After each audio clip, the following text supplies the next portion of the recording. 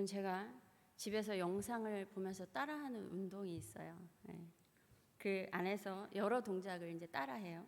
한 동작을 이제 1분 아니면 30초 정도로 이렇게 따라하는데, 그런데 어떤 동작은 30초인데도 불구하고 너무 힘들어서 30초가 너무 길게 느껴지는 거예요. 그러면 그 영상을 만든 사람은 이 사람들이 따라하다가 어느 정도에 와서 힘들겠구나를 알더라고요. 그래서 뭐라고 하냐면, 여러분 포기하지 말고 버티세요. 다 와가요. 멈추지 말고 10초 남았어요 하면서 하는데, 10초 하니까 10초가 너무 긴 거예요. 그래서 그냥 포기해버리고 그랬습니다. 몇 초 쉬었다가 이제 또 다음 동작을 이어가요.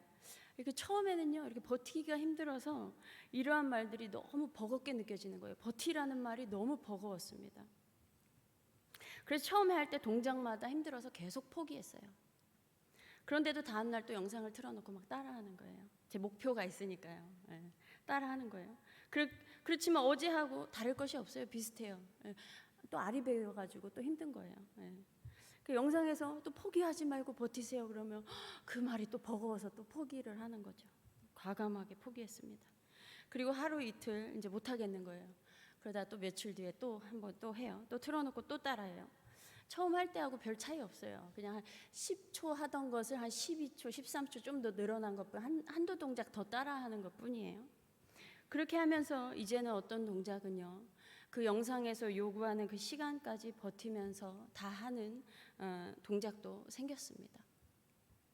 그리고 이제는 그 영상에서 버티세요, 포기하지 마세요 라고 하면요, 이 말들이 서서히 부담되지가 않는 거예요. 왜냐하면 이제 제 몸에 버틸 힘이 생기면서 힘들어도 조금 더 할 수 있게 되었기 때문입니다.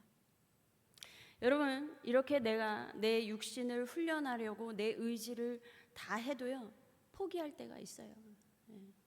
내 강력한 의지가 있어도요, 육신이 아직 따라오기까지 시간이 걸리니까 포기하게 되는 거죠. 그래도 의지가 있으면 다음날 또 해보는 거예요. 그런데 나는 할 의지가 전혀 없었어요, 애초부터. 근데 누군가 나를 훈련시킨다고 생각을 해보세요. 안 할 수 있으면 아예 시작을 안 하면 그만이지만 하기 싫어도 해야 할 수밖에 없는 이 상황이 생긴다면요, 마음과 상관없이 몸이 견뎌내야 하고요, 버텨야 하니까 마음과 몸이 다 힘든 거죠. 그런데 우리에게 주어진 고난이 이와 같습니다. 내가 생각하지 않은 어느 날 갑자기 내 의지와 상관없이 시작되는 거예요. 이러한 고난의 종류를 크게 세 가지로 얘기해요. 첫 번째, 다른 사람의 죄로 인해 받는 대속적 고난입니다. 이 고난은 예수님께만 해당되는 것이죠. 온 인류의 대속은 예수께서 하셨어요. 누군가의 죄를 대신 짊어지고 그 사람의 죄를 사해 주는 것은 죄 없는 예수님만 하실 수 있는 것입니다. 그리고 두 번째, 자기 죄 때문에 당하는 고난이 있어요. 이걸 징계라고 하죠. 자기 스스로 하나님을 떠나서 우상 숭배를 하거나 악을 행한다거나 여러 가지 일들로 하나님께서 징계하시는 것입니다. 사사기에서 계속 반복되고 있죠, 대표적으로. 또한 성경에서 이스라엘의 전체적인 역사를 볼 때 북이스라엘과 남유다의 멸망도 징계에 해당됩니다. 뿐만 아니라 성경에 있든 없든 개개인의 역사를 봐도 마찬가지죠. 이러한 죄에 대한 징계는 우리가 죄를 지었으니까 징계받는 건 마땅하지라고 생각하지만요, 막상 당할 때는요, 이건 견디기 힘든 고난이에요. 그리고 세 번째, 죄 없이 당하는 고난이 있어요. 대표적으로 요셉이나 다윗 그리고 욥과 같은 경우죠.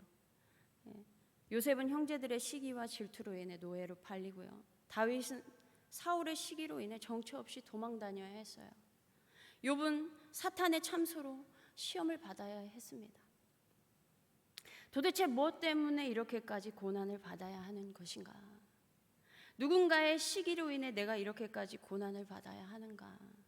아무리 생각해봐도 답이 없는 거예요. 그냥 꼼짝없이 그 시간을 견뎌야 했어요.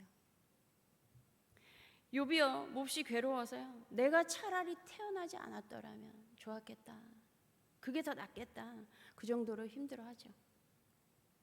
이렇게 우리는 살아가면서 내 죄가 아니라 누군가의 죄로 인해 내가 피해를 볼 때가 있습니다. 다른 사람의 허물과 죄로 인해 내가 짐을 짊어져야 하는 경우가 있어요. 누군가의 가해로 인해 피해를 입은 내가요, 가해자는 아무렇지도 않은데 피해를 입은 내가 정신적, 육체적 고통을 겪어야 하는 것이죠.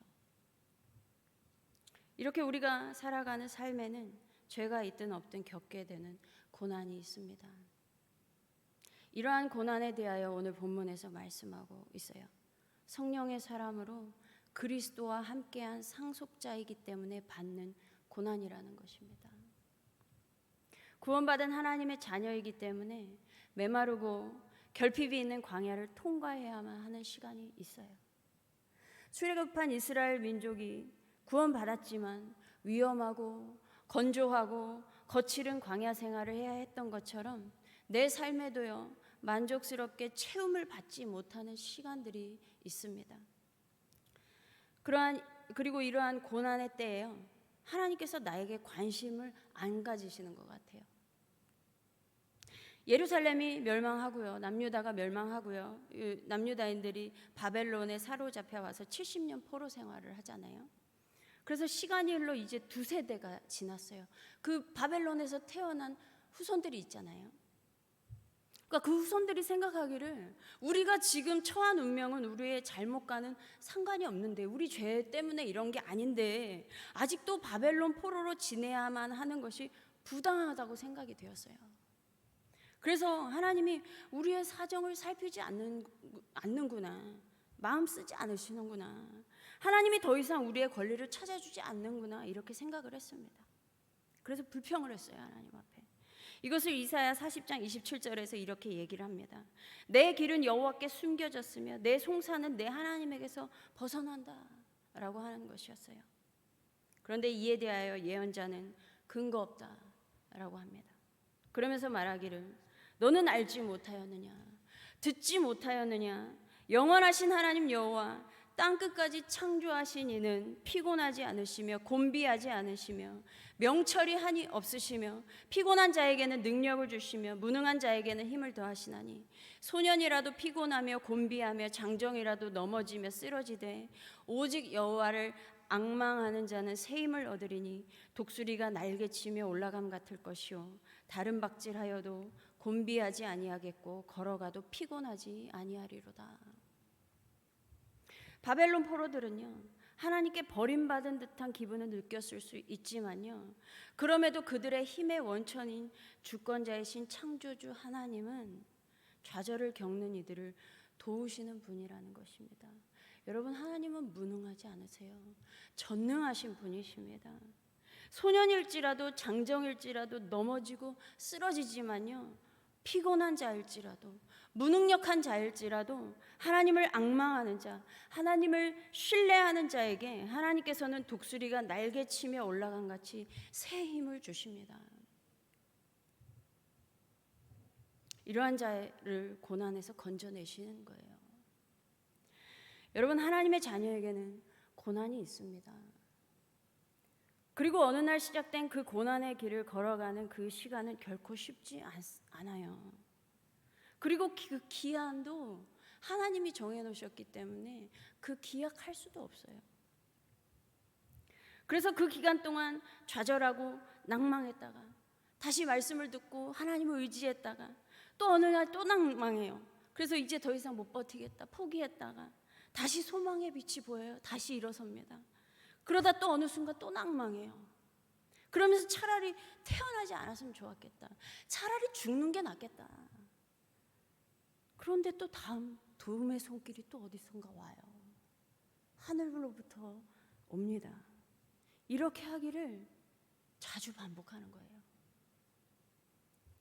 그래서 우리가, 여러분, 죽는 것이 쉬운 일이 아니죠. 그렇지만 사는 것 또한 만만치 않은 일이죠. 박영선 목사님이 고난이 하는 일이라는 책에서 이렇게 쓰셨어요. 우리는 고난을 짊어지고 오해와 왜곡과 부당함 속을 걸어가야 합니다. 한 번 죽고 마는 것은 쉬운 겁니다. 한 번이면 되니까요. 그러나 그 안에서 몸부림치면서 사는 것이 얼마나 힘든 일인지 우리는 알아야 합니다. 어쩌면 우리가 겪는 고난의 여정은요, 오해와 왜곡과 부당함의 연속일지도 모르겠어요. 그리고 그 어느 누구보다 오해받고 부당함을 겪은 분은 예수님이시죠. 그런데 이러한 부당함 속에서 우리가 정당성을 찾다 보니까 상대적으로 더 힘든 거예요. 이 정당성을 아니까 이 부당함을 내가 계속 보고만 있어야 하는가. 그래서 더 힘든 거예요.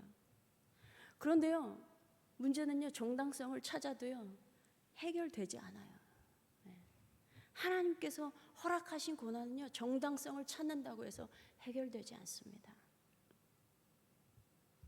그럼에도 하나님의 자녀에게 고난을 허락하신 우리 하늘 아버지는요, 우리의 짧은 인생을 고생하고 근심하다가 끝나게 하지 않으신다는 것입니다. 부당함 속에 머무른 채로 끝나게 하지 않으신다는 거예요.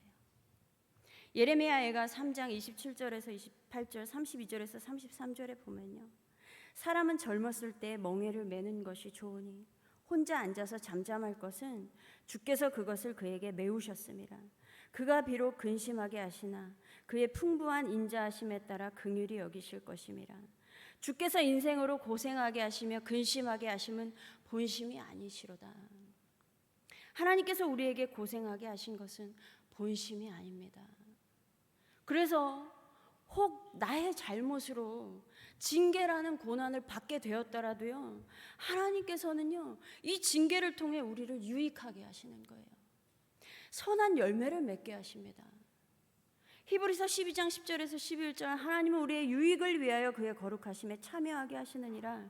무릇 징계가 당시에는 즐거워 보이지 않고 슬퍼 보이나 후에 그로 말미암아 연단받은 자들은 의와 평강의 열매를 맺느니라. 또한 이유 없는 고난을 당한 사람들 역시 하나님께서 그 고난당한 채로 두지 않으셨어요. 어떤 사람도 그렇게 두지 않으셨습니다. 요셉을 총리로 세우시고요, 다윗은 왕으로 세우셨으며 욥에게는 고난 후에 갑절의 은혜를 더하셨어요. 욥기 23장 8절에서 10절을 보면요, 내가 앞으로 가도 그가 아니 계시고 뒤로 가도 보이지 아니하며 그가 왼쪽에서 일하시나 내가 만날 수 없고 그가 오른쪽으로 돌이키시나 배울 수 없구나. 그러나 내가 가는 길을 그가 아시나니 그가 나를 단련하신 후에는 내가 순금같이 되어 나오리라. 고난 중에는요, 사방이 막힌 것 같아요. 하나님은 어디에도 계시지 않은 것 같죠. 그러나 고난이 끝나고 보니 내 삶의 불순물이 모두 제거되어 있고 순금이 되어 있는 거예요.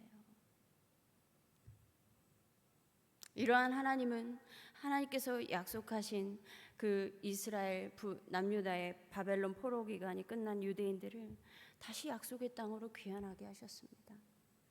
그래서 성전과 성벽을 재건하게 하셨죠. 그리고 어떤 고난보다도 죄가 없으심에도 불구하고 우리를 위해 고난당하신 죽으신 예수 그리스도를 하나님께서 다시 살리셨어요. 그래서 지극히 높으신 하나님의 보좌 우편에 앉히셨습니다.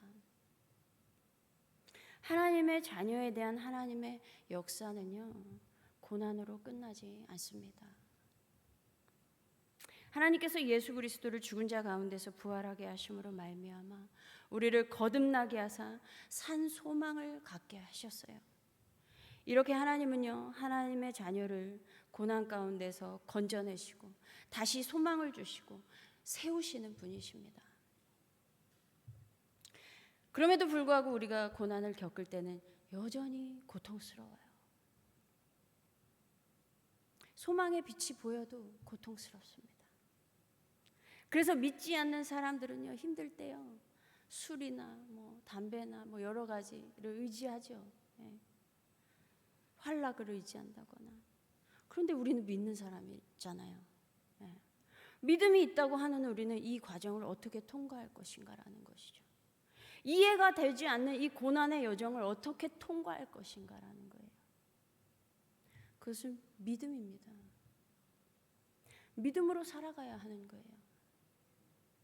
우리의 주변 환경이 풍족하고요, 좋을 때는 믿음을 알 수 없어요. 물론 우리가 믿음을 가늠할 필요도 없고 비교할 필요도 없지만요, 그러나 우리가 원하지 않는 환경을 만났을 때, 그래서 그 광야에 들어섰을 때 우리는 무엇으로 살아가고 있었는지가 여실히 드러나는 것입니다. 내가 믿음으로 살고 있는지 아닌지가 다 드러나는 거예요. 그러므로 우리가 당한 고난이 말로 설명이 되지 않고 다 이해가 되지 않고 납득이 되지 않더라도 하나님은요, 하나님을 믿고 신뢰하는 자에게 감당할 힘을 주시는 것입니다. 그래서 고난을 통과하게 하시는 거예요. 여러분, 하나님은요, 하나님의 자녀인 우리에게 고난을 허락하십니다. 이 세상에 어떤 부모도요, 자녀가 고난받기를 원하지 않지요. 누가 고난받기를 원하겠어요? 그러나 하나님은요, 사람의 생각과 달라요. 자녀에게 고난을 허락하십니다. 죄인을 위해 하나님의 하나뿐인 독생자 예수를 십자가 고난을 통과하게 하신 하나님이요, 하고자 하시면요, 우리를 향해서도 무슨 일이든지 하실 수 있는 분인 거예요. 그렇게 함으로 인해서 이 세상에서의 불순물이 제거되는 것입니다. 하나님 나라의 순금이 되게 하기 위해서 하나님은 이것을 허락하시고 통과하게 하시는 것이죠. 하나님의 자녀이고 상속자라면 이것은 필수 과정입니다. 피하고 싶지만 누구도 예외가 없어요. 그래야지만 오늘 본문 17절의 말씀처럼 우리가 그와 함께 예수 그리스도와 함께 영광을 받게 되는 것입니다.